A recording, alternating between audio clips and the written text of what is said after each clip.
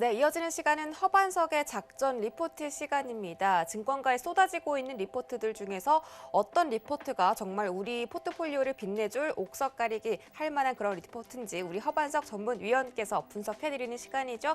바로 만나보도록 하겠습니다. 안녕하세요. 안녕하세요. 네, 반갑습니다. 드디어 이번 주 마지막 장이 다가왔습니다. 이번 주 하루 쉬니까 조금 더 이 마지막 장이 빠르게 돌아온 것 같은데 오늘은 어떤 리포트 분석해 볼지 바로 확인해 볼까요? 네, 이번 주 업종 리포트 5G입니다. 멈춰만 있지 않을 통신이라는 주제인데요. 이 조 바이든 행정부가 취임했을 당시에 5G 섹터 투자 확대에 기대감이 컸었습니다. 하지만 현재까지는 주목받지 못하고 주가 무너진 채로 횡보하고 있는데요. 5G 과연 살아날 수 있을지 허반석 전문위원이 지금 바로 분석해드리겠습니다. 부탁드릴게요.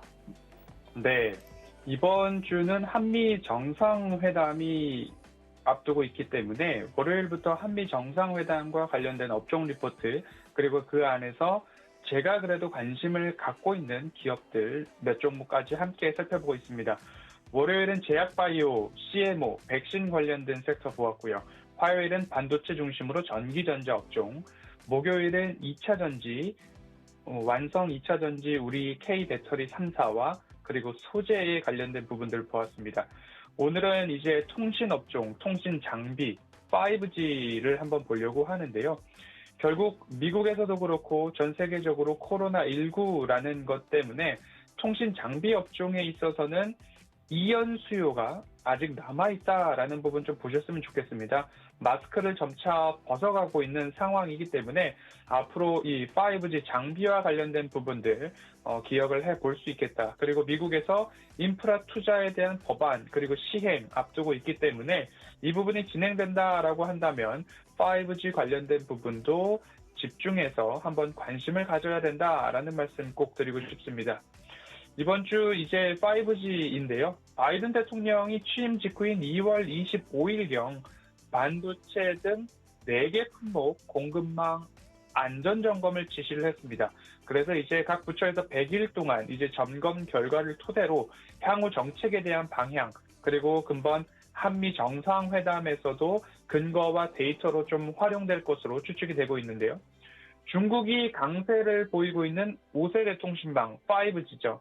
정보통신, 그리고 빅데이터, 기간 산업의 근간인 반도체까지 결국 한국과 대만에 결집해 있는 공급망이 재편이 됐으면 좋겠다라는 것이 미국 입장에서는 최대의 목표일 것으로 보여지고 있습니다.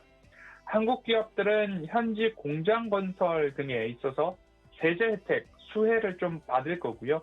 미국 같은 경우에는 자국 내 인프라 자립도 그리고 자국 내에서 만들어지는 생산 점유율 증대를 꾀하고 있는 모습입니다. 신한금융투자에서 5월 11일 발간된 리포트인데요. 통신 장비 업황을 먼저 좀 살펴보면 회복 시점이 조금 지연이 되고 있으나 앞으로는 조금 좋아질 것이다. 그래서 삼성전자 서플라이 체인에 조금 기회가 될 수 있으니 이왕이면 이곳을 중심으로 좀 살펴보자라는 부분입니다. 통신장비 업종의 모멘텀은 삼성전자의 수주와 그에 따른 이제 업황 회복이 좀 확인이 되어야 하는데 앞서서 말씀드렸듯이 코로나19 여파로 인해서 5G 투자 지연이 좀 장기화되고 있는 모습입니다. 하지만 삼성전자 추가 수주에 대한 부분들 아직까지 살아있는 부분이기 때문에 삼성전자의 추가 수주 소식과 함께 주가 회복이 이루어져야 하는데 그 부분에 있어서도 1분기 실적들이 조금 좋지 못했기 때문에 주가 반등은 조금 미미한 상황입니다. 그래서 업황 전반에 있어서 조금 새로운 바람이 불어야 할 때가 점차 다가오고 있지 않나라는 부분으로 말씀을 좀 드려야 될 것 같습니다. 미국의 5G 투자 재개 곧 이루어질 거다라고 좀 볼 수 있을 것 같은데요. 그 가운데 가장 이목을 끌고 있는 부분이 버라이즌 공급에 대한 부분인데요. 이 버라이즌사의 공급 바탕으로 2분기 실적보다는 실적 개선이 조금 유력하다라는 부분이 삼성전자를 중심으로 조금 이목이 집중되고 있기 때문에 삼성전자를 삼성전자에 납품하는 관계사들, 서플라이 체인을 좀 주목해야 된다라는 부분으로 리포트는 좀 집중을 하고 있는 모습입니다. 버라이즌 공급, 벤더, 그리고 과점적 시장 점유율, 그리고 플러스 알파가 있으면 더 좋다라는 부분들은 저도 리포트뿐만 아니라 저녁 방송을 통해서도 각 기업의 미래 성장 동력이나 아니면 캐시카우 역할을 하는 사업이 있으면 참 좋다라는 말씀 드려오고 있습니다. 버라이즌 공급 벤더를 먼저 좀 살펴보면요. 2021년도 통신 장비사 실적을 좌우할 수 있는 가장 큰 요인 중에 하나가 버라이즌 공급이다라는 부분이고요.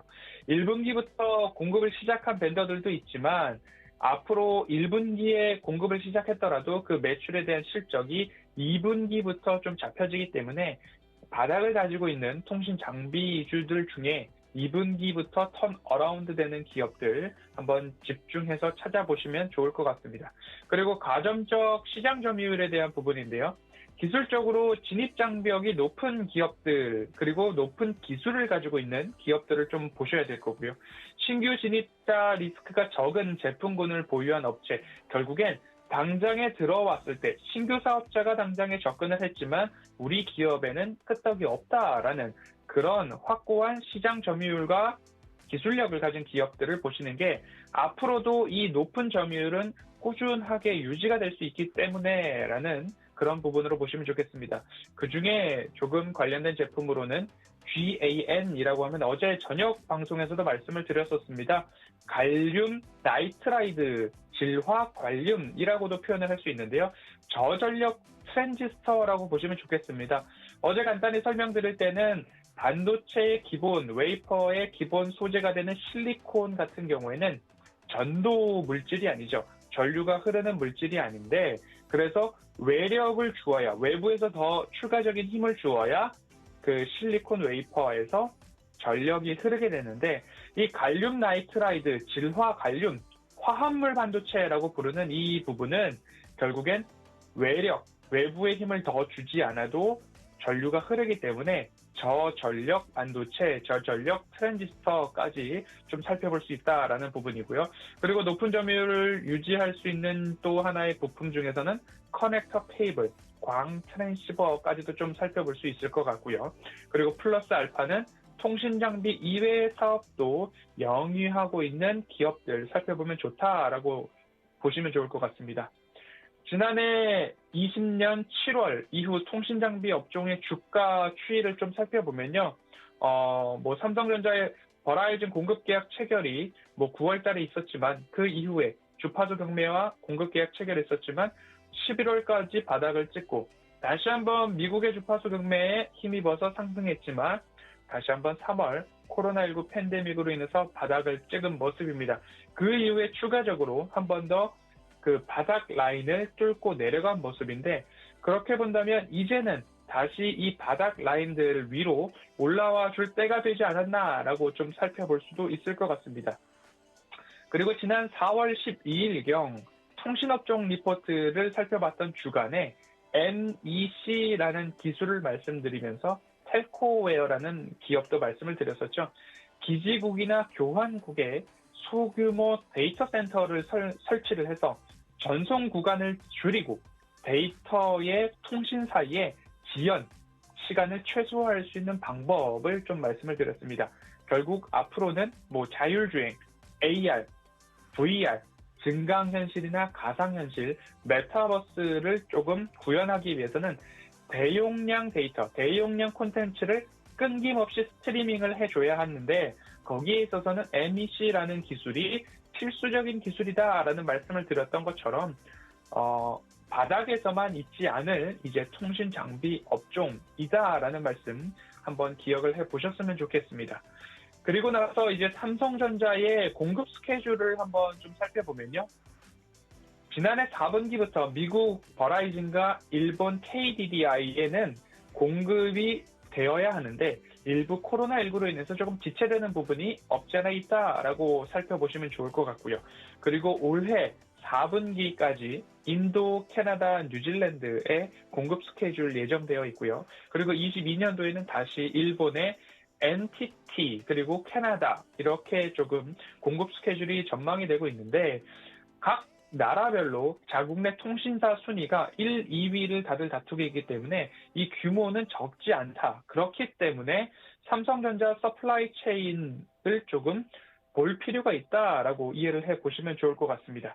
그리고 또 한 가지 삼성전자의 주요 서플라이 체인의 매출액 추이를 보면 결국 1분기부터 4분기까지 성장을 해왔던 그런 지난해의 성적입니다. 하지만 앞으로도 조금 증가를 할 수 있는 그런 기업들이기 때문에 뭐 RFHIC나 RF 머티리얼즈 그리고 기가레인, 오이솔루션 주목해서 살펴볼 필요가 있다. 하지만 각 기업마다 차트상 저위험 구간에 좀 들어가는 게 좋을 것 같다라는 말씀 꼭 드리고 싶고요.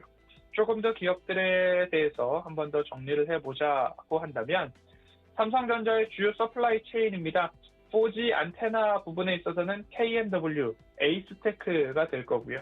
필터 장비 쪽에서도 KMW, 에이스테크, 5G AFU, 안테나와 필터를 결합한 부분인데 기가레인, 에이스테크, RF텍, KMW 반복적으로 들어오는 기업들이 있으시죠. 그리고 커넥터 케이블, 앞서서도 높은 시장 점유율을 갖고 있는 기업들입니다. 기가레인, 트랜지스터와 증폭기, RFHIC, RF 머티리얼즈, 광 트랜시버도 오이솔루션, 라이트론, 케이스 같은 경우에는 서진 시스템. 이 각각의 기업들을 조금 쭉 나열해 드렸는데 어느 한 기업이 좋다라고 꼽기보다도 모든 기업들의 특색이 있고 각 장비별로 기술력이 있는 기업들입니다. 그렇기 때문에 매출 전망, 이익 전망도 살펴보시고요. 그리고 또 한 가지로는 차트상 저위험 구간인가를 살펴보시면 앞으로 바닥을 뚫고 내려간 통신 장비 업종이기 때문에 한미 정상회담을 통해서 삼성전자에 대한 좋은 이야기들이 좀 반도체뿐만 아니라 5G 장비 쪽으로도 나올 수 있다라는 부분 참고를 해보시면 좋을 것 같고요. 그 이외에도 우리나라 장비주들이 굉장히 많이 쉬었기 때문에 앞으로 다시 한번 반등의 조짐이 보이지 않을까라는 부분에 있어서 꼭 쉬어가지만은 않을 앞으로 오늘 제가 제목을 이렇게 뽑았습니다. 멈춰만 있지 않을 통신 5G라는 말씀을 드렸듯이 이제 바닥에서 조금 올라올 때가 되었다. 그렇기 때문에 급하게 접근하기보다는 바닥에서 야금야금 한번 모아가는 전략도 나쁘지 않을 것 같다라는 말씀으로 이번 주는 한미 정상회담으로 제약바이오부터 반도체, 2차 전지, 오늘 통신 장비 업종까지 이렇게 살펴보았으니까요. 너무 급하게 이 한미 정상회담 이슈를 좀 따라가기보다는 매출액과 영업이익을 꼭 체크를 하시고 실체가 있는 기업들이 지금 말씀드렸던 삼성전자 주요 서플라이 체인에 들어왔던 기업들입니다. 이 기업들도 관심 종목에 넣어두시고 앞으로 큰 수익을 조금 얻기 위한 준비를 해보시면 좋을 것 같다라고 오늘 여기까지 말씀드리도록 하겠습니다.